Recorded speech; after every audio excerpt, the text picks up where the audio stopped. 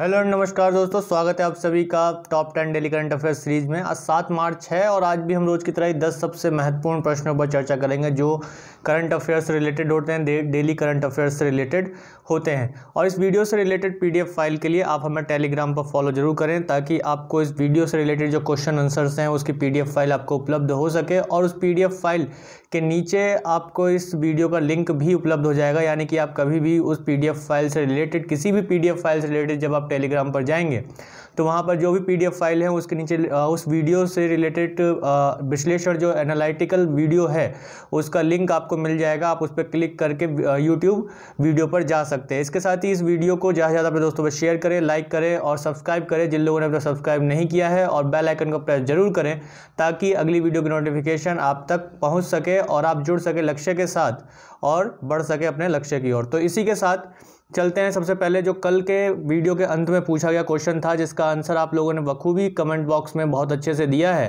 तो वो क्वेश्चंस है कुछ इस तरह कि भारत द्वारा मैरीटाइम भारत सम्मेलन 2021 के अवसर पर कौन सा दिवस मनाया गया। तो ऑप्शन थे चाबहार दिवस, सागरमाला दिवस, सागर संपर्क दिवस या सितवे दिवस। तो आप सभी ने बखूबी इसका आंसर बहुत अच्छे से दिया है, यानी कि बहुत अच्छे से फॉलो कर रहे हैं आप वीडियोस को हमारे। तो इसका जो आंसर होगा चाबहार दिवस होगा। तो भारत द्वारा मैरीटाइम भारत सम्मेलन 2021 के अवसर पर चाबहार दिवस मनाया गया। चाबहार एक बंदरगाह है जो कहाँ है, ईरान में है, और भारत के सहयोग से उसे विकसित किया गया है। तो दोस्तों चलते हैं, देखते हैं कि आज के वीडियो में क्या है विशेष हमारे लिए और हम क्या क्या सीखने वाले हैं। तो प्रमुख रूप से अगर देखा जाए तो आज की वीडियो में हमारे कुछ महत्वपूर्ण विषय कुछ इस तरह से हैं कि आज हम थोड़ा जानने का प्रयास करेंगे स्वतंत्रता सेनानी लाला हरदयाल जी के विषय में, और उसके बाद हम जानेंगे हिमालयन शेरों क्यों रहा है सुर्खियों में, और उसके साथ मानस राष्ट्रीय उद्यान भी उससे संबंधित कैसे है, और फिर उसके बाद देखेंगे सिंधु नेत्र क्या है ये सिंधु नेत्र और किस तरीके से हमारी सुरक्षा व्यवस्था को करने वाला है ये प्रभावित, और इसके साथ ही देखेंगे ग्रेटर टिपरालैंड क्या है, क्यों हो रही है इसकी मांग और इसके पीछे कौन से राज्य में इसकी मांग हो रही है। और इसके साथ ही देखा जाएगा दल बदल कानून क्यों रहा है सुर्खियों में, क्या कारण रहे हैं दल बदल कानून को लगातार सुर्खियों में बने रहने के, और इसकी प्रासंगिकता पर उठने वाले सवाल क्या हैं, क्यों इसको अब कमज़ोर माना जा रहा है, ये इतना प्रभावी नहीं रहा है, इस पर भी हम चर्चा करेंगे। इसके साथ चर्चा करेंगे गहिरमाथा समुद्री अभयारण्य पर जो कि ओलिव रिडले कछुओं के लिए जाना जाता है, किस राज्य में है ये और क्यों बना हुआ है सुर्खियों में। इन कुछ प्रमुख विषयों पर हम बात करेंगे। ये हमारे आज के वीडियो के सबसे महत्वपूर्ण ऐसे विषय होंगे जो लगातार सुर्खियों में बने हुए हैं।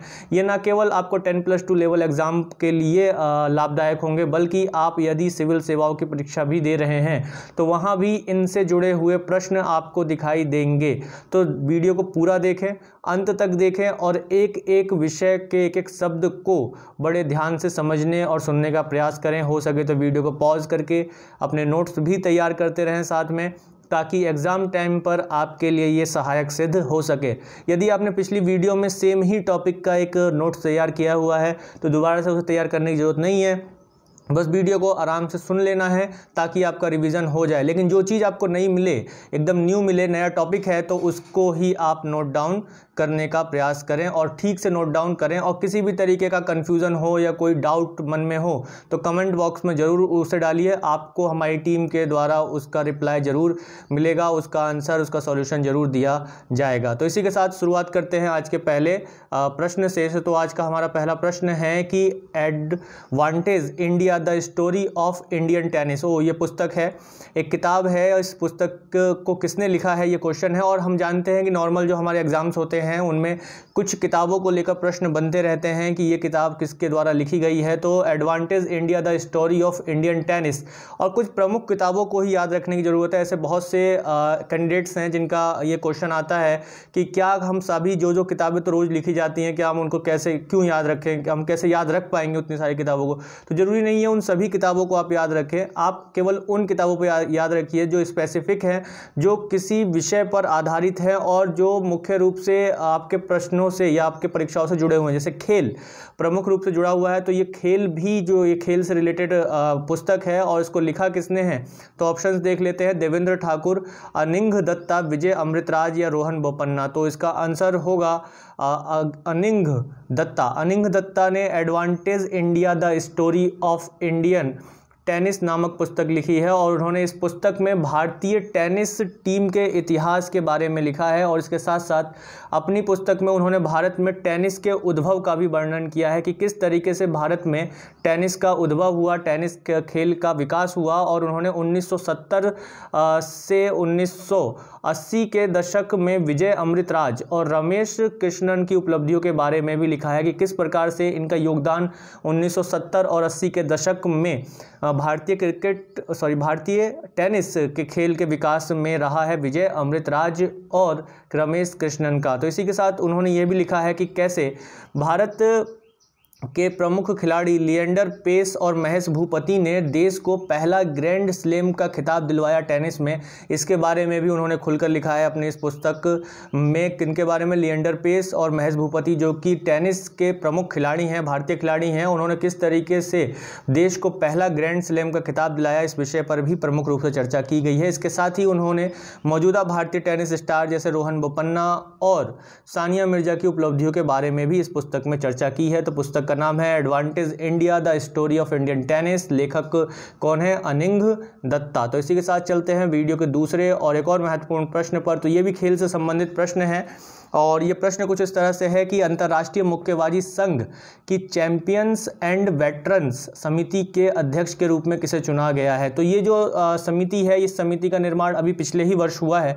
तो इस समिति के अध्यक्ष के रूप में किसे चुना गया है? मुक्केबाजी संघ है, इंटरनेशनल बॉक्सिंग एसोसिएशन के बारे में पूछ रहा है। तो ऑप्शन है मैरी कॉम, पिंकी जांगड़ा, सुष्मिता रॉय, इनमें से कोई नहीं। तो इसका आंसर होगा मैरी कॉम। मैरी कॉम जो कि हम जानते हैं काफ़ी प्रसिद्ध हस्ती हैं मुक्केबाजी के खेल को लेकर और इन्होंने कई पदक एक के बाद एक जीते हैं। और हम देखते हैं कि अंतर्राष्ट्रीय मुक्केबाजी संघ की जो समिति है चैंपियंस एंड वेटरन्स, उनका अभी इनको अध्यक्ष के रूप में नियुक्त किया गया है। किनको? मैरी कॉम को नियुक्त किया गया है। मैरी कॉम 6 बार विश्व चैंपियन और 2012 ओलंपिक में भी कांस्य पदक जीत चुकी हैं। तो 6 बार विश्व चैंपियन रह चुकी हैं मैरी कॉम और इसके साथ ही 2012 में हुए ओलंपिक में कांस्य पदक भी जीत चुकी हैं। अंतर्राष्ट्रीय मुक्केबाजी संघ या इंटरनेशनल बॉक्सिंग एसोसिएशन का अगर हम हेडक्वार्टर देखें तो लौसाने स्विट्जरलैंड में है। कहाँ है? लौसाने स्विट्जरलैंड में है इसका मुख्यालय और अध्यक्ष हैं इसके उमर क्रैमलेव। अध्यक्छ कौन है? उमर क्रैमलेव है। और इस एसोसिएशन का जो गठन किया गया था, कब किया गया था? 1946 में किया गया था। 1946 में इसका गठन किया गया था। इसी के साथ चलते हैं एक और शॉर्ट क्वेश्चन पर कि हाल ही में किस राज्य में पहली बार एयर कार्गो सेवा शुरू की गई? एयर कार्गो सेवा किस राज्य में पहली बार शुरू की गई? उत्तराखंड, सिक्किम, नागालैंड, मिजोरम। तो इसका आंसर होगा नागालैंड। नागालैंड में पहली बार एयर कार्गो सेवा दीमापुर हवाई अड्डे से शुरू की गई और इसे वहाँ के मुख्यमंत्री नेफ्यू रियो द्वारा लॉन्च किया गया। तो नागालैंड के मुख्यमंत्री कौन है? अभी नेफ्यू रियो हैं। और वहाँ पे अगर राज्यपाल हैं तो कौन है? RN रवि वहाँ के राज्यपाल हैं। मुख्यमंत्री नेफ्यू रियो हैं। कहाँ के? नागालैंड के। तो ये नागालैंड में एकीकृत बागवानी विकास मिशन के तहत नागालैंड के बागवानी विभाग और भारतीय विमानपत्तन प्राधिकरण की साझेदारी के साथ इसको लॉन्च किया गया है। और ये दीमापुर हवाई अड्डा नागालैंड का एकमात्र हवाई अड्डा है जहां पर अभी एयर कार्गो को शुरू किया गया है। तो कार्गो सेवा राज्य में जैविक फल और सब्जियों के परिवहन में मदद करेगा, यानी कि राज्य में कृषि और बागवानी व्यवस्था को कृषि को बढ़ाने में मदद करेगा, सहायता करेगा। तो इसके लिए नागालैंड का पहला एयर कार्गो सेवा शुरू किया गया है। या फिर क्वेश्चन क्या हो सकता है कि किस राज्य में पहली एयर कार्गो सेवा शुरू की गई है जिसके द्वारा वहाँ के जैविक फलों और सब्जियों का परिवहन किया जाएगा आसानी से? तो आंसर होगा नागालैंड। तो नागालैंड के मुख्यमंत्री कौन है? नेफ्यू रियो। और राज्यपाल, कई बार पिछली वीडियोस में भी हम इन चीज़ों को डिस्कस कर रहे हैं। तो राज्यपाल कौन है? RN रवि हैं। तो इसी के साथ चलते हैं वीडियो के अगले और चौथे महत्वपूर्ण प्रश्न पर कि हाल ही में केंद्रीय कैबिनेट ने कृषि क्षेत्र में सहयोग के लिए भारत और किस क्षेत्र के मध्य समझौता ज्ञापन को मंजूरी दे दी है? यानी केंद्रीय कैबिनेट ने अभी कृषि क्षेत्र में सहयोग के लिए, जो कृषि क्षेत्र में सहयोग है वो भारत और किस देश के बीच में समझौता हुआ था और उसको अभी जो है हमारी सेंट्रल कैबिनेट ने मंजूरी दे दिया। Australia, Indonesia, Fiji, Malaysia. तो इसका आंसर होगा फिजी। अभी केंद्रीय कैबिनेट ने कृषि क्षेत्र में सहयोग के लिए भारत और फिजी के मध्य हुए समझौते ज्ञापन को मंजूरी प्रदान कर दी है। तो कैबिनेट ने कृषि और उससे संबंध क्षेत्रों में सहयोग के लिए भारत और फिजी के मध्य समझौता है उसको मंजूरी प्रदान की, और भारत के कृषि और किसान कल्याण मंत्रालय और फिजी के कृषि मंत्रालय ने यह इस समझौते ज्ञापन पर हस्ताक्षर किए थे। इन दोनों ही देशों ने कार्यकारी एजेंसियों द्वारा एक संयुक्त कार्यकारी समूह का भी गठन किया है जो कृषि क्षेत्र में सहयोग की रिपोर्ट को तैयार करेगा, और इसके साथ ही दोनों देश आपसी समझौते को बढ़ावा देंगे और एक दूसरे के देशों में होने वाले जो कृषि उत्पाद हैं उसका आयात निर्यात एवं विश्व स्तर पर उनका व्यापार करेंगे। तो इसी के साथ देखा जाए तो फिजी एक आइलैंड देश है, बहुत ही छोटा सा आइलैंड देश है और प्रशांत महासागर में स्थित एक द्वीपीय देश है, और इसका जो निर्माण है अधिकांशतः ज्वालामुखी गतिविधियों से हुआ है। यानी कि प्रशांत महासागर में उठने वाले जो ज्वालामुखी हैं उनके ठंडा होने के बाद, उनके सुषुप्त होने के बाद जो टापू बने हैं उन पर फिजी देश का निर्माण हुआ है, और ये प्रशांत महासागर क्षेत्र में या प्रशांत क्षेत्र में सबसे विकसित अर्थव्यवस्थाओं में से एक है फिजी। इसकी लोकेशन अगर हम देखेंगे तो अभी ऑस्ट्रेलिया के पूर्व में इसकी लोकेशन है। अभी हम मानचित्र पर देखते हैं कि फिजी की जो लोकेशन है विश्व मानचित्र पर वो कहाँ होगी। तो इससे पहले देखा जाए तो फिजी की जो मुद्रा है वो क्या है, फिजियन डॉलर है। फिजी की मुद्रा क्या है, फिजियन डॉलर है, और राजधानी सुवा है। तो चलते हैं मानचित्र पर और देखते हैं फिजी की विश्व में स्थिति क्या है, लोकेशन कहाँ है। तो इसी के साथ चलते हैं अगले जो मानचित्र है उस पर। तो दोस्तों ये है विश्व का मानचित्र, और यहाँ पर जैसा कि हम देखते हैं कि ये हमारा प्यारा देश भारत, और भारत जो कि हिंद महासागर के शीर्ष पर स्थित है। इससे पूर्व दिशा में हम चलेंगे तो प्रशांत महासागर है, और प्रशांत महासागर के दक्षिणी भाग में अगर हम आएंगे तो यहाँ ऑस्ट्रेलिया महाद्वीप है, ओशनिया महाद्वीप है, जिसमें सबसे बड़ा देश ऑस्ट्रेलिया है। और ऑस्ट्रेलिया के अगर हम पूर्व में चलेंगे तो हमें फिजी आइलैंड दिखाई देगा। फिजी आइलैंड ये यहाँ पर सुवा इसकी राजधानी स्पष्ट रूप से अब आपको दिखनी शुरू हो गई होगी। और इसके साथ ही फिजी ये एक छोटा सा आइलैंड देश है जो कि ज्वालामुखीय क्रियाओं से निर्मित हुआ है। तो प्रशांत महासागर में स्थित है ये देश, और इस प्रशांत क्षेत्र में विकसित अर्थव्यवस्थाओं में से एक है फिजी। तो इसी के साथ चलते हैं वीडियो के अपने अगले महत्वपूर्ण और प्रमुख विषयों में से एक प्रश्न पर। तो अगला प्रश्न है कि स्वतंत्रता सेनानी लाला हरदयाल की पुण्य तिथि मनाई जाती है, तो कब मनाई जाती है, 5 मार्च, 4 मार्च, 6 मार्च या 7 मार्च। तो इसका आंसर होगा 4 मार्च को। 4 मार्च को स्वतंत्रता सेनानी लाला हरदयाल की पुण्यतिथि मनाई जाती है, और इनका एक बहुत बड़ा योगदान रहा स्वतंत्रता सेनानी में। गदर पार्टी की स्थापना का श्रेय इन्हीं को दिया जाता है, लाला हरदयाल को दिया जाता है। और ये प्रश्न कई बार हमें एग्जाम्स में देखने को मिलता है कि गदर पार्टी की स्थापना किसने की थी और कब की थी। तो अगर देखा जाए तो ब्रिटिश राज में भारत के समाज के हर तबके ने अपने सामर्थ्य के अनुसार भारतीय स्वतंत्रता को प्राप्त करने के लिए अपना भरसक प्रयास किया, सक्रिय सहभागिता निभाई। और इसमें से कुछ ऐसे थे जिन्होंने अहिंसक प्रतिरोध का मार्ग चुना, यानी कि अहिंसा का मार्ग चुना, और कुछ ऐसे थे जिन्होंने हिंसक रूप से प्रतिरोध किया और उसका रास्ता चुना। तो उनमें से चुनिंदा स्वतंत्रता सेनानियों में हिंसक का रास्ता चुनने वाले चुनिंदा स्वतंत्रता सेनानियों में से एक थे लाला हरदयाल। ये प्रमुख थे, और जिन्होंने हिंसक क्रांतिकारी गतिविधियों के अलावा अपनी लेखन शैली के द्वारा भी, अपनी पत्र पत्रिकाओं के द्वारा भी ब्रिटिश साम्राज्य को उतना ही घाव पहुंचाया जितना स्वतंत्र या सशस्त्र हिंसा के द्वारा पहुंचाया जा सकता था। उन्होंने लंदन में उपस्थित इंडिया हाउस की तर्ज पर, जिसकी इंडिया हाउस की स्थापना किसने की थी, श्याम कृष्ण वर्मा। इनको लेकर प्रश्न कई बार उठे हैं अलग अलग परीक्षाओं में कि श्याम कृष्ण वर्मा या फिर इंडिया हाउस की स्थापना लंदन में किसने की थी। तो इंडिया हाउस कहाँ था, लंदन में था, जो कि भारतीय जो छात्र स्कॉलरशिप पर लंदन जाते थे पढ़ाई करने के लिए या स्वतंत्रता सेनानी थे उनको ये संरक्षण देता था, और जो भारतीय छात्र पढ़ने के लिए वहाँ जाते थे उनको स्वतंत्रता आंदोलन के लिए प्रेरित करना इंडिया हाउस का काम था। तो स्वयं कृष्ण वर्मा के इंडिया हाउस की तर्ज पर इन्होंने भी कैलिफोर्निया में एक संगठन बनाया जिसका नाम था नालंदा भवन। तो नालंदा भवन में क्या उद्देश्य क्या था, नालंदा भवन की स्थापना का उद्देश्य ये था कि जो स्कॉलरशिप पर भारतीय छात्र अमेरिका जा रहे हैं पढ़ने के लिए उनको अपने यहाँ बुलाना, और उसके साथ साथ उनको क्रांतिकारी बनने के लिए प्रोत्साहित करना, देश की आज़ादी में की लड़ाई में भाग लेने के लिए आगे बढ़ाना उनका उद्देश्य था। किसका, नालंदा भवन का। नालंदा भवन की स्थापना कहाँ की गई थी, ये की गई थी कैलिफोर्निया में, और किसके द्वारा की गई थी, लाला हरदयाल के द्वारा की गई थी। तो इसका एक उद्देश्य ये भी था कि क्रांतिकारियों को शरण देना और समर्थन देना भी इसका उद्देश्य था। तो वहीं देखें तो 1913 में लाला हरदयाल ने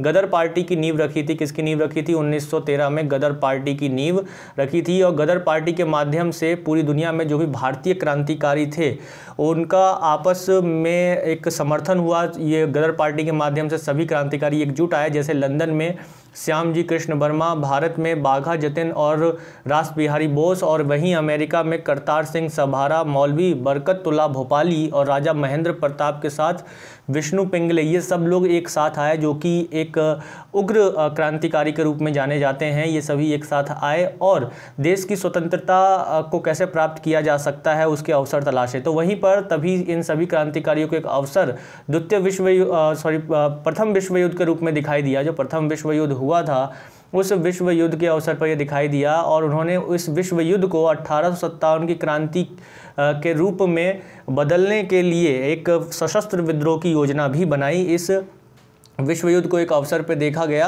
किनके द्वारा? इन क्रांतिकारियों के द्वारा। और 1857 की क्रांति के तर्ज पर सशस्त्र विद्रोह की योजना इन क्रांतिकारियों ने बनाई। और गदर पार्टी का जो मुख्य पत्र था, ये प्रश्न कई बार पूछा गया है कि गदर पार्टी का जो मुख्य पत्र है वो क्या है, उसका नाम क्या है? हिंदुस्तान गदर इसका नाम है। और इसका प्रकाशन किन्होंने किया? लाला हरदयाल द्वारा किया गया। इसी के साथ देखा जाए तो इन्होंने इनके साथ ही वैश्विक समुदाय में भारत की सेवा करने की भी इन्होंने अपील की। भारत की क्रांति में भाग लेने के लिए पूरे विश्व के साथ अपील की इन्होंने। और उसके अलावा कामागाटा मारू प्रकरण, कामागाटा मारू एक जापानी जहाज़ था। इस प्रकरण को अगर आप लोगों ने इतिहास के कुछ पहलुओं को पढ़ा होगा, आधुनिक भारत के इतिहास को, तो ये कामागाटा मारू एक जहाज़ है जो कि जापानी जहाज़ है, जिस पर भारत में कलकत्ता से कुछ भारतीय लोग उस जहाज़ पर बैठकर कनाडा की ओर गए थे। और कनाडा ने इस जहाज़ को अपने तट पर रोकने की अनुमति नहीं दी, जिसकी वजह से उस पर बैठे हुए जो यात्री थे उनमें से बहुत से लोगों की मृत्यु हो गई। तो कामागाटा मारू प्रकरण में भी लाला हरदयाल के विचारों में महत्वपूर्ण भूमिका मानी जाती है। तो इसी के साथ चलते हैं वीडियो के अपने अगले और एक और महत्वपूर्ण प्रश्न पर कि हाल ही में IUCN की लाल सूची में शामिल हिमालयन शेरों को किस राष्ट्रीय उद्यान में पहली बार देखा गया है? तो ऑप्शन है काजीरंगा राष्ट्रीय उद्यान, मानस राष्ट्रीय उद्यान, केइबुल लामजाओ राष्ट्रीय उद्यान या पालामू राष्ट्रीय उद्यान। तो इसका आंसर होगा मानस राष्ट्रीय उद्यान। मानस राष्ट्रीय उद्यान में अभी हाल ही में असम में पहली बार, असम में है मानस राष्ट्रीय उद्यान, और इसमें पहली बार बकरी और मृग से मिलते जुलते एक हिमालयन स्तनपाई शेरों को देखा गया। हिमालयन शेरों बकरी, गधा, गाय और सूअर की जो प्रजातियां होती हैं उनसे मिला जुला उसका एक स्वरूप है। अगर इसको चित्र में देखेंगे तो इसका चित्र कुछ इस तरीके से है, जिसमें आपको लगेगा कि ये इन प्रजातियों का एक मिला जुला स्वरूप है। और इसमें ये हिमालयन क्षेत्र में मुख्य रूप से पाई जाती है प्रजाति। मैदानी क्षेत्रों में बहुत कम देखी जाती है, लेकिन हिमालयन क्षेत्र में ये 2000 से 4000 मीटर की ऊंचाई पर पाई जाती है। और इन्हें असम के मानस राष्ट्रीय उद्यान में पहली बार देखा गया है। इसी तरीके से देखा जाए तो इसके संरक्षण की अगर बात करें तो हिमालयन शेरों को वन्य जीव संरक्षण अधिनियम 1972 की अनुसूची 1 में शामिल किया गया है। और इस सूची में शामिल प्रजाति का शिकार करना दंडनीय अपराध होता है। यानी कि कोई भी जीव जिसको भारतीय वन्यजीव संरक्षण अधिनियम 1972 की अनुसूची 1 में, किसमें? अनुसूची 1 में रखा गया है, उसका शिकार करना क्या होता है? दंडनीय अपराध माना जाता है। उसका शिकार करना दंडनीय अपराध होता है। किसका शिकार करना? जो कि अनुसूची 1 में होते हैं, उनका शिकार करना दंडनीय अपराध माना जाता है। जैसे कि बाघ है, बाघ को भी अनुसूची 1 में रखा गया है वन्यजीव संरक्षण अधिनियम 1972 में। इसी तरीके से राष्ट्रीय जलीय जीव डॉल्फिन को भी अनुसूची 1 में रखा गया है। तो इस वजह से इनका शिकार करना दंडनीय अपराध होता है। इसी तरीके से देखा जाए तो IUCN के अनुसार पिछले 1 दशक में हिमालयन शेरों की जनसंख्या में लगातार कमी हुई थी। हिमालयन शेरों जो है उसकी जनसंख्या में लगातार कमी हुई थी और उसके निवास स्थानों में भी क्षरण बड़े पैमाने पर देखा गया था। कि जो IUCN ने इसका एक कारण बताया था इनके कमी को देखते हुए कि जो इनके निवास हैं, जो हिमालयन निवास हैं, उनमें क्षरण हुआ है, यानी कि उसमें कमी आई है, जिसकी वजह से इनकी जो प्रजाति है वो विलुप्ति की ओर बढ़ रही थी। लेकिन शुरुआत में हिमालयन शेरों को IUCN ने रेड लिस्ट में नियर थ्रेटेड यानी कि संकटापन्न की श्रेणी में रखा था। यानी कि अभी ये संकट के करीब है, ऐसा जो इस लिस्ट में आता है, संकटापन्न की लिस्ट में आते हैं, नियर थ्रेटेड आते हैं, उसका मतलब होता है कि वो संकट के करीब है। लेकिन पिछले कुछ समय में इनकी संख्या में बढ़ोतरी देखी गई है और वर्तमान में अभी IUCN ने इनको सुवेध्य की श्रेणी में रखा है, यानी कि अभी ये नियर थ्रेटेड नहीं है, उससे कम में आ गए हैं, यानी कि इनकी संख्या में जो है बढ़ोतरी देखी गई है, जिसकी वजह से इनको IUCN के रेड लिस्ट में किस में रखा गया है, सुवेध्य में रखा गया है। तो ये प्रश्न लगातार हमसे पूछे जाते हैं, चाहे सिविल सेवाओं परीक्षाओं में तो मुख्य रूप से पूछे जाते हैं कि ये जीव किस में आता है, IUCN की रेड लिस्ट में नियर थ्रेटेड है, एंडेंजर्ड है, क्रिटिकली एंडेंजर्ड है या फिर सुवेध्य है, ऐसे प्रश्न बनते हैं। IUCN क्या है इसको लेकर भी प्रश्न बनाए जाते हैं। वन्यजीव संरक्षण अधिनियम 1972 अभी उत्तर प्रदेश SI की परीक्षा होने वाली है, जिसमें वन्य जीवों के संरक्षण को लेकर भी कानून के विषय में प्रश्न सिलेबस में दिए हुए हैं और प्रश्न पूछे भी जाते हैं, तो इसको लेकर भी ये प्रश्न उठ सकता है। तो इसी के प्रकार देखा जाए तो मानस राष्ट्रीय उद्यान कहाँ है और क्या है, तो देखते हैं कि मानस राष्ट्रीय उद्यान या मानस वन्यजीव अभयारण्य असम में स्थित एक राष्ट्रीय उद्यान है और इस पार्क का नाम वहाँ बहने वाली एक नदी मानस नदी पर रखा गया है, क्योंकि ये राष्ट्रीय उद्यान मानस नदी के किनारे ही है और मानस नदी ब्रह्मपुत्र नदी की एक प्रमुख सहायक नदी है। जैसे कि कालसुबई, जैसे कि कई नदियाँ हैं जो ब्रह्मपुत्र की प्रमुख सहायक नदियां हैं, तो उसी तरीके से मानस भी ब्रह्मपुत्र की प्रमुख सहायक नदियों में से एक है। और ये अभयारण्य यानी कि मानस अभयारण्य यूनेस्को द्वारा घोषित प्राकृतिक विश्व धरोहर स्थलों में से के साथ साथ बाघ संरक्षित परियोजना और हाथियों के संरक्षित क्षेत्र में भी इसको शामिल किया गया है, यानी कि जो टाइगर रिजर्व है, एलिफेंट रिजर्व भी है ये बायोस्फीयर पूरा, और यूनेस्को वर्ल्ड हेरिटेज साइट के natural world heritage site list में इसको शामिल किया गया है। 1985 में विश्व धरोहर स्थल के रूप में इसे दर्जा दिया गया था, यूनेस्को ने इसे 1985 में दर्जा दिया था, लेकिन लगातार होने वाले इस क्षेत्र में लगातार होने वाले बोडो विद्रोह के कारण, बोडो विद्रोही गतिविधियों के कारण इस उद्यान का ये दर्जा छीन लिया गया था, यूनेस्को द्वारा वापस ले लिया गया था। 1992 में ये धरोहर का जो स्थल है, विश्व धरोहर स्थल जो के रूप में जो इसको मान्यता दी गई थी, वो वापस ले ली गई थी। लेकिन इसके बाद 2011 में जब स्थितियां पुनः सुधरी तो इसको एक बार फिर से विश्व धरोहर स्थल की सूची में शामिल यूनेस्को द्वारा कर दिया गया था। तो इसी के साथ चलते हैं वीडियो के अगले और सबसे महत्वपूर्ण प्रश्नों में से एक कि खबरों में रहा पृथक राज्य ग्रेटर टिपरालैंड की मांग किस राज्य में की जा रही है। किसकी मांग? ग्रेटर टिपरालैंड की मांग किस राज्य में की जा रही है? तो ऑप्शन है मेघालय, नागालैंड, मणिपुर, त्रिपुरा। तो हम देख रहे हैं कि ग्रेटर टिपरालैंड यानी कि त्रिपुरा में इसकी मांग लगातार चल रही है। वहाँ अभी जो क्षेत्रीय राजनेता हैं उन्होंने आदिवासियों, गैर आदिवासियों और त्रिपुरी आदिवासियों के लिए एक पृथक राज्य के रूप में ग्रेटर टिपरालैंड की मांग की है। और अभी हम देख रहे हैं कि वहाँ पर चुनाव होने वाले हैं, जो कि क्षेत्रीय स्वायत्त परिषद है उनमें चुनाव होने वाले हैं, जिसके बाद वहाँ के जो स्थानीय कुछ नेता हैं, यानी कि जो indigenous peoples front of Tripura नाम की एक पार्टी है, जिसके द्वारा त्रिपुरा के आदिवासियों के लिए एक पृथक राज्य की मांग की जा रही है, जिसे उन्होंने ग्रेटर टिपरालैंड का नाम दिया है।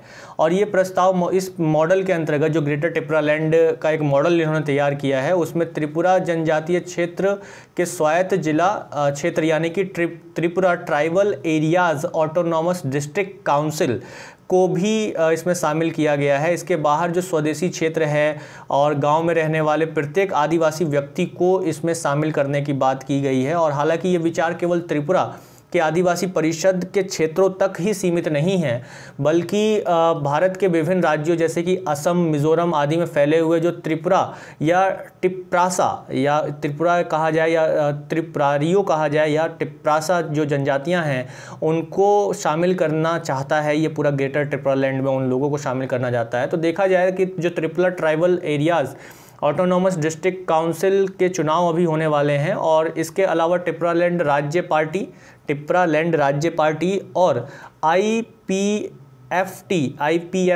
यानी कि टिपरा का विलय हुआ, और जिसके बाद बना Tripura indigenous peoples regional alliance यानी कि टिपरा में इसका परिवर्तन हुआ, विलय हुआ। और ऐसे में एक नई राजनीतिक मांग में पूर्वोत्तर राज्य में एक हलचल सी पैदा कर दी है कि भारत का जो नॉर्थ ईस्ट क्षेत्र है यहाँ पर पहले से ही कई राज्यों की मांग होती रही है, अलग पृथक राज्य बनाने की मांग होती रही है, जैसे ग्रेटर नागालैंड, बोडोलैंड, गोरखालैंड। तो ऐसे कई राज्यों की मांग जो है लगातार पहले से ही चलती आ रही है। और यहाँ पर ग्रेटर त्रिपुरालैंड की मांग होना, इसने पूरे उत्तर पूर्व भारत में एक हलचल सी पैदा कर दी है। गौरतलब है कि जो संविधान की छठी अनुसूची है, अगर हम संविधान की छठी अनुसूची की बात करें तो उसमें AMTM आते हैं, यानी कि AMTM आते हैं। AMTM मतलब असम, मेघालय, त्रिपुरा, मिजोरम, ये 4 राज्यों को रखा गया है, जिसमें स्वायत्त क्षेत्र को बताया गया है AMTM, यानी कि असम, मेघालय, त्रिपुरा,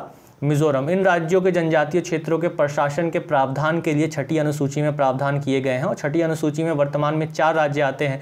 ये बहुत ही महत्वपूर्ण लाइन है और इसको लेकर प्रश्न लगातार बनते रहे हैं, चाहे वो सिविल सेवा की परीक्षा हो, उत्तर प्रदेश उप निरीक्षक की परीक्षा हो या 10+2 लेवल पर आधारित परीक्षा हो। तो संविधान की छठी अनुसूची में क्या है, या इस प्रश्न को किसी भी तरीके से बनाया जा सकता है, जो कि आप हमारे रेगुलर टेस्ट सीरीज़ में देखेंगे। और जो लोग रेगुलर हमारे कोचिंग सेंटर्स को ज्वाइन किए हुए हैं वहाँ वो आते हैं और जो वीकली टेस्ट होते हैं तो उसमें इसी प्रकार के प्रश्नों पर अध्ययन किया जाता है और उनको दिया जाता है। तो भारतीय संविधान के भाग 10 में अनुच्छेद कौन सा है आर्टिकल है 244। अनुच्छेद 244 के तहत अनुसूचित और जनजातीय क्षेत्रों के प्रशासन के विषय में उपबंध किए गए हैं और इसके बारे में बताया गया है किसमें, शेड्यूल 6 में, अनुसूची 6 में, जिसमें AMTM आते हैं, यानी कि असम, मेघालय, त्रिपुरा, मिजोरम, ये 4 राज्य आते हैं। तथा इसके अलावा इसी तरह से कुछ और सुविधाएं देने के लिए जल जंगल जमीन पर जनजातियों का अधिकार हो, आदिवासियों का अधिकार हो, इसको सुनिश्चित करने के लिए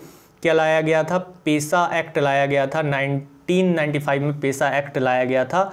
इसमें जो वहाँ के ग्रामीण क्षेत्र है, ग्रामीण क्षेत्र में जो ग्राम सभा है उसको कुछ स्वायत्त शक्तियाँ प्रदान की गई थी। तो इसी के साथ चलते हैं वीडियो के अगले और एक और सबसे महत्वपूर्ण प्रश्न पर। तो अगला महत्वपूर्ण प्रश्न है सिंधु नेत्र को लेकर कि हाल ही में सिंधु नेत्र खबरों में बना रहा। सिंधु नेत्र क्या है?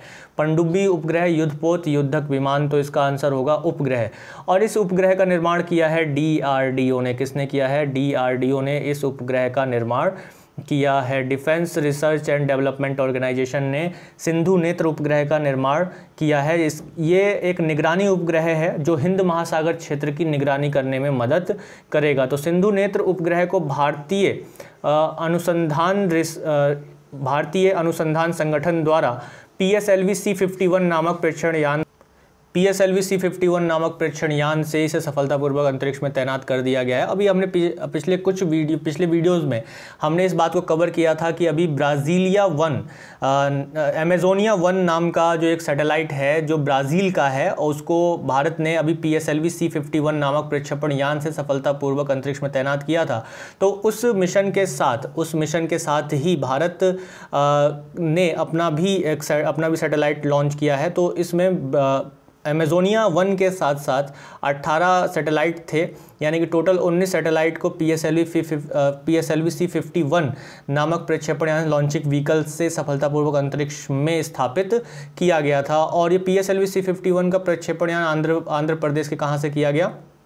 आंध्र प्रदेश के श्रीहरिकोटा के सतीश धवन अंतरिक्ष केंद्र से इसको लॉन्च किया गया, जिसमें कितने उपग्रह थे? 19 उपग्रह थे, जिसमें से एक ब्राज़ील का उपग्रह था जिसका नाम था अमेजोनिया 1। इसी तरीके से देखा जाए तो जो सिंधु नेत्र है इसकी क्या उपयोगिता है? तो सिंधु नेत्र हिंद महासागर क्षेत्र यानी कि इंडियन ओशन रीजन में देश की निगरानी क्षमताओं में वृद्धि करने के लिए, और इसके साथ इसको अनुसंधान और विकास संगठन, रक्षा अनुसंधान और विकास संगठन यानी कि DRDO के युवा वैज्ञानिकों की एक टीम ने इसको बनाया सिंधु नेत्र को। और इसका काम क्या है? निगरानी क्षेत्र को बढ़ावा देना है।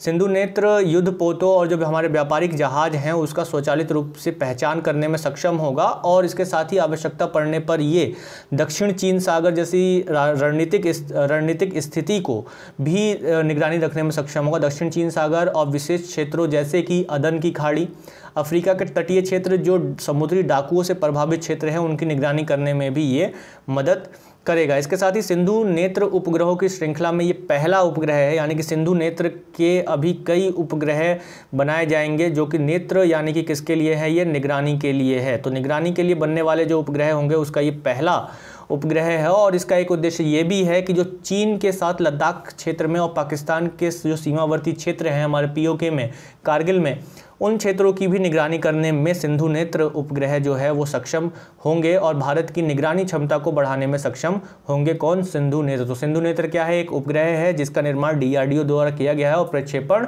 इसरो द्वारा किया गया है। तो इसी के साथ चलते हैं वीडियो के अगले और एक और सबसे महत्वपूर्ण प्रश्न पर। तो अगला प्रश्न है कि हाल ही में पुदुचेरी में हुई राजनीतिक घटना में दल बदल विरोधी कानून सुर्खियों में बना रहा, इसका संबंध संविधान की किस अनुसूची से है? यानी कि दल बदल विरोधी जो कानून है वो सुर्खियों में बना रहा और दल बदल विरोधी कानून का संबंध संविधान की किस अनुसूची में है? तो ऑप्शंस हैं अनुसूची 8, अनुसूची 10, 12 या 6। तो इसका आंसर होगा अनुसूची 10। अनुसूची 10 में दल बदल विरोधी कानून का उल्लेख संविधान में किया गया है। तो आइए जानते हैं क्या था मामला और पुदुचेरी में, और इसके बाद क्या है ये दल बदल विरोधी कानून। तो दल बदल विरोधी कानून या सांसदों या विधायकों को पार्टी बदलने से रोकने के लिए लाया गया था और अभी हाल ही में पुदुचेरी में हुई घटना ने इस कानून की विसंगतियों को उजागर किया है। यानी कि ये बताया गया है कि ये कानून कमज़ोर रहा है और इस कानून के द्वारा जो है बड़े पैमाने पर कोई एक जो रुकावट होनी चाहिए वो नहीं है। तो इसको लाया गया था 52nd कॉन्स्टिट्यूशनल अमेंडमेंट के द्वारा। 52वें संविधान संशोधन अधिनियम 1985 में इसको लाया गया था, 52वां संविधान संशोधन करके, और इसके द्वारा सांसदों तथा विधायकों द्वारा एक राजनीतिक दल से दूसरे दल में दल परिवर्तन के आधार पर उन्हें डिस्क्वालीफाई करने के बारे में प्रावधान किया गया है। और इस हेतु संविधान में एक नई अनुसूची जोड़ी गई थी 52वें संविधान संशोधन के द्वारा, जो कि अनुसूची थी 10।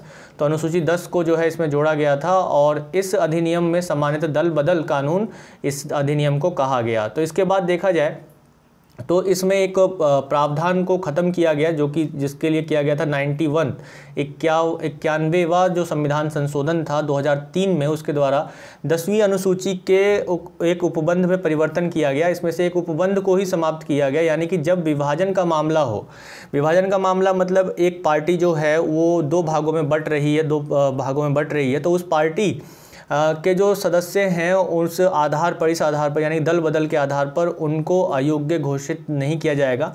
बस शर्त यह है कि अगर विभाजन हो रहा है पार्टी में, तो जिस पार्टी का विभाजन हो रहा है, जो नई पार्टी बन रही है, उस पार्टी में कम से कम दल के 1/3 सदस्य शामिल होने चाहिए। कितने सदस्य शामिल होने चाहिए? 1/3 सदस्य शामिल होने चाहिए। जो नई पार्टी बन रही है उसमें पुरानी पार्टी से कम 1/3 सदस्य जाने चाहिए, तभी दल बदल विरोधी कानून लागू नहीं होगा। अगर उससे कम जाते हैं तो उन सदस्य जो नई पार्टी बन रही है और उसमें 1/3 से कम है तो उनकी सदस्यता को रद्द कर दिया जा सकता है। तो किसी सदन के सदस्य जो कि राजनीतिक दल का सदस्य है, उससे सदन की सदस्यता के लिए अयोग्य कब माना जाएगा? जब वह स्वेच्छा से किसी राजनीतिक दल की सदस्यता छोड़ देता है। यानी कि कोई व्यक्ति किसी पार्टी से चुना जाता है और फिर उसके बाद वो अपनी इच्छा से उस पार्टी की सदस्यता को क्या कर देता है? त्याग देता है, छोड़ देता है। तब उसकी जो सदस्यता है, संसदीय सदस्यता है या विधायकीय सदस्यता है, वो ख़त्म हो जाएगी, दल बदल कानून के द्वारा ख़त्म कर दी जाएगी। या फिर यदि उस सदन में अपने राजनीतिक दल के निर्देशों के विपरीत मत देता है, यानी कि कोई सांसद है या राजनेता है, वो जिस पार्टी से चुनाव जीतकर आया है उस पार्टी के निर्देशों के विरुद्ध वो जाता है, उस निर्देशों के विरुद्ध वो मत दे देता है, या मतदान में वो अनुपस्थित रहता है, या राजनीतिक दल से उसे जो है 15 दिनों के भीतर क्षमादान ना पाया हुआ है उसने किसी गलती की वजह से, तो उसकी सदस्यता को रद्द किया जा सकता है। तो जो ये हमने उपबंध देखे तो इससे सीधी सी बात साफ होती है कि कोई भी सदस्य जो कि किसी दल के टिकट पर चुनाव उसने जीता है तो उसे दल का सदस्य बने रहना चाहिए तथा दल के निर्देशों का पालन करना चाहिए। इसी तरीके से यदि कोई संसद सदस्य 10वीं अनुसूची के तहत अयोग्य घोषित किया जाता है तो उसे अनुच्छेद 102 के सब क्लॉज 2 के तहत संसद के किसी भी सदस्य का सदन होने के लिए अयोग्य घोषित कर दिया जाएगा। इसी प्रकार यदि कोई राज्य विधायिका के सदस्य को राज्य विधायिका के सदस्य को, राज्य विधायिका में भी यही प्रावधान है जो कि हमारे जैसे विधानसभा है या विधान परिषद है, विधानसभा है, तो उसमें भी इसी तरीके के प्रावधान किए गए हैं। तो 102 का जो प्रावधान है वो तो संसद के लिए है, और जो 191 का 2 है वो किसके लिए, राज्य विधायिकाओं के लिए है। यानी कि इसमें भी 10वीं अनुसूची के तहत अयोग्य घोषित किया गया अगर कोई सदस्य है तो विधानसभा या विधान परिषद की सदस्यता के लिए अयोग्य घोषित कर दिया जाता है। हालांकि दल परिवर्तन के आधार पर जो है उपरोक्त जो अयोग्यता है वो कुछ मामलों में लागू नहीं होती है। किन मामलों में लागू नहीं होती है कि यदि कोई सदस्य दल टूट जाता है, और जैसे कि अभी मैंने ऊपर बताया कि 1/3 सदस्य, कितने, 1/3 सदस्य 1/3 मेंबर्स दल से अलग होते हैं तो ये लागू नहीं होगा। और यदि कोई सदस्य विलय के परिणाम स्वरूप एक दल से दूसरे दल में शामिल होता है, यानी कि 2 पार्टियां आपस में मिल रही हैं, उनका विलय हो रहा है और उसमें पहले एक सदस्य किसी और पार्टी में था, फिर उसके बाद वो दूसरी पार्टी में जा रहा है, तो ऐसा विलय तब शामिल होता है। लेकिन ऐसा विलय तभी वैध माना जाएगा जब उस दल के कम से कम कितने सदस्य जा रहे हों, 2/3 सदस्य जो हैं नए दल में विलय कर रहे हों। यानी कि अगर एक पार्टी ए है और एक पार्टी बी है और ए पार्टी विलय होना चाहती है किसमें, बी पार्टी में, तो ए पार्टी के सदस्य कितने, 2/3 सदस्य इस बात के लिए सहमत हों कि हमें बी पार्टी में मिलना है। ठीक है, तो जब ये 2/3 सदस्य मिल जाएंगे, उसमें सहमत होंगे, तभी जो है इसको वैध माना जाएगा। तो ऐसे सदस्यों, ऐसी जो प्रक्रिया, ऐसी दशा में जो सदस्य विलय की प्रक्रिया का हिस्सा नहीं होते हैं उनकी सदस्यता पर कोई विपरीत प्रभाव नहीं होता है। लेकिन एक छूट यहाँ पर दी गई है, एक और छूट, यानी कि जो पीठासीन अधिकारी होते हैं, यानी कि जो अध्यक्ष होते हैं लोकसभा के, वो चुने जाने पर अपने दल की सदस्यता को स्वेच्छा से छोड़ सकते हैं।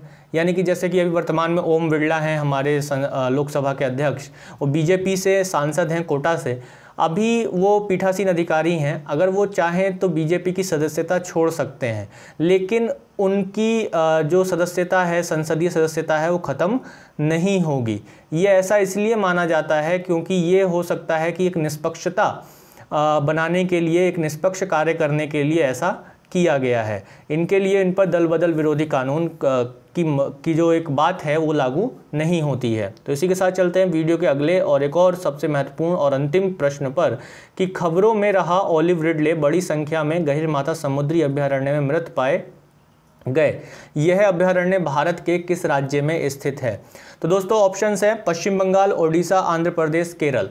तो भाई इससे प्रश्न कई बार बन चुके हैं, गहिरमाथा समुद्री अभयारण्य कहाँ है, और ऐसे ही ओलिव रिडले को लेकर प्रश्न बन चुके हैं। और अभी मैंने जितने भी क्वेश्चंस आपके साथ डिस्कशन किए और जो भी फैक्ट्स मैंने डिस्कस किए वो सभी इतने महत्वपूर्ण हैं कि लगातार रिपीटेडली आते हैं, और करंट अफेयर्स में तो ये रेगुलर बने ही रहते हैं। अब हम इस बात को समझ सकते हैं कि जो चीज़ करंट अफेयर्स में बनी हुई है तो उसका प्रभाव कितना व्यापक होता है, और इसके साथ साथ उससे बनने वाले प्रश्नों की जो श्रृंखला है वो भी लगातार बनी रहती है। तो इसका आंसर क्या होगा? इसका आंसर होगा दोस्तों ओडिशा। ओडिशा में है गहिरमाथा समुद्री वन्यजीव अभयारण्य या समुद्री अभयारण्य।